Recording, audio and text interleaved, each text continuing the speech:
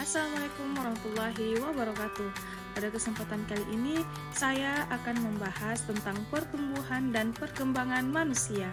Kita akan belajar tentang bagaimana siklus makhluk hidup dan perbedaan pertumbuhan dan perkembangan. Perbedaan pertumbuhan dan perkembangan. Bertumbuh berarti berkembang dan bertambah besar. Tetapi untuk makhluk hidup, bertumbuh dan berkembang memiliki arti yang berbeda. Bertumbuh adalah suatu proses yang dapat diukur dengan sistem ukur seperti tinggi badan yang bertambah. Sebaliknya, perkembangan adalah proses penambahan kemampuan seorang manusia dalam berbagai aspek. Contoh dari perkembangan adalah seorang bayi waktu kecil belum bisa berbicara. Namun, ketika sudah berusia 4 tahun, maka anak tersebut sudah sangat lancar berbicara. Itulah yang disebut dengan perkembangan. Ada 4 siklus hidup manusia. Yang pertama bayi, kedua anak-anak, ketiga remaja dan pubertas, keempat dewasa. Siklus yang pertama yaitu bayi. Ketika sperma dan sel telur bertemu, maka proses fertilisasi dimulai. Fertilisasi manusia terjadi di dalam tubuh wanita. Setelah fertilisasi, maka sel akan berubah menjadi zigot yang siap berkembang. Zigot membelah terus melalui proses pembelahan sel, dinamakan mitosis.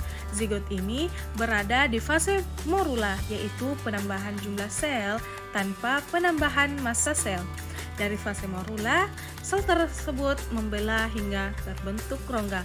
Fase tersebut disebut fase blastula, sedangkan sel-sel tersebut dinamakan blastosis.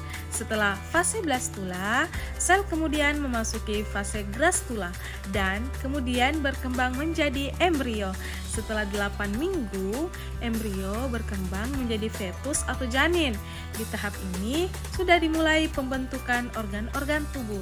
Fetus terus berkembang hingga akhirnya dilahirkan menjadi bayi. Pada gambar pertama merupakan proses perkembangan calon bayi dari fertilisasi menjadi blastosis. Gambar kedua merupakan proses pertumbuhan dan perkembangan dari zigot menjadi bayi. Gambar ketiga merupakan diagram perkembangan bayi dari umur 0 sampai 12 bulan. Yaitu anak-anak. Masa anak-anak dimulai pada usia 2 tahun. Mereka bertambah besar dan tinggi. Kemudian motorik dan koordinasi juga sudah berkembang. Rasa ingin tahunya juga sangat tinggi dan kemampuan mentalnya juga sangat berkembang. Kemampuan berbahasa mereka juga meningkat drastis. Pada gambar kita bisa melihat infografik perkembangan motorik kasar anak usia 3-5 tahun. Siklus ketiga yaitu remaja dan pubertas. Fase remaja merupakan masa transisi dari anak-anak menuju dewasa yang ditandai oleh perubahan signifikan baik secara fisik maupun mental. Remaja adalah fase perubahan dari anak-anak menuju dewasa. Pubertas dimulai sejak anak-anak berusia 9 tahun sampai 15 tahun. Pubertas ditandai dengan perkembangan seksual berupa mulai aktifnya hormon-hormon reproduksi. Artinya, pada tahap ini, seorang remaja telah mampu melakukan reproduksi.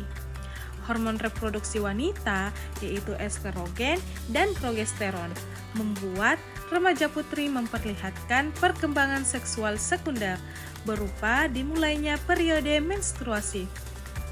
Untuk pria, hormon testosteron akan memicu pertumbuhan seksual sekunder dan produksi sperma.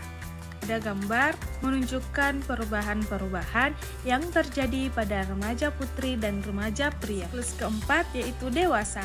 Setelah pubertas, mental, emosi, dan fisik mulai stabil.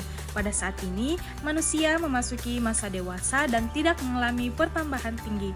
Pada usia 30 tahun, manusia akan mengalami tanda-tanda penuaan, seperti tumbuhnya rambut putih atau berkurangnya massa otot. Pada usia pertengahan 40-50 tahun, wanita akan berhenti mengalami menstruasi. Periode ini dinamakan menopause. Sementara pada pria, maka produksi sperma akan berkurang. Itulah pembahasan mengenai pertumbuhan dan perkembangan manusia. Terima kasih. Kurang dan lebihnya mohon dimaafkan. Wassalamualaikum warahmatullahi wabarakatuh.